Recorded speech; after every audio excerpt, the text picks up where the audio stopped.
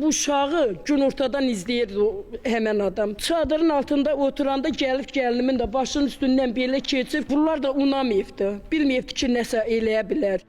Aprelin 19-da Ağstafa rayonunun Aşağı Gölçəli kəndində toya çağırılmayan şəxs toyda iştirak etdikdən sonra 2 yaşlı qız uşağını oğurlayıb.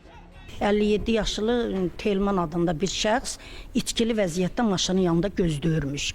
Bu uşaq çıxan kimi oradan ani moment yoxa çıxıb. Əlində 1 manatı qatlayıb uşağa uzadıb. Uşaq da körpə uşaqdır 2 yaş yarımında. Uşaq əlini manata uzadan zaman bunu götürüb maşına qoyub. Heç kimin də xəbəri olmayıb. Çağırılmamış qonaq heç dəvətnamə yazmamışam. Gəldi, bax belə də vaya döndər toyu. Uşağı oğurlayıb, gəlməyəm öz maşınımı. Çörək almağa gəlmişdim mağazaya. Geri qaydanda yolda gördüm nəsə gəlir. Yazdıra. Gəlir.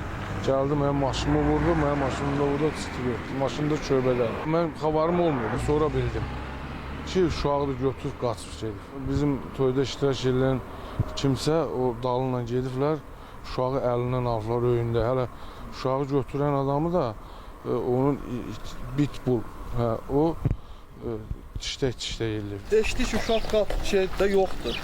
Elə suya baxdıq ki, bütün toyunda cəmaatı gün qırağıyla belə ki, uşaq düşüb. Sonradan da bir xəstə uşaq dedi ki, apardı da uşağı, o Telman apardı. Hamı getdi dalından, oradan uşaqlar gedən görüb, həqiqətən də bu götürüb aparıb Telman.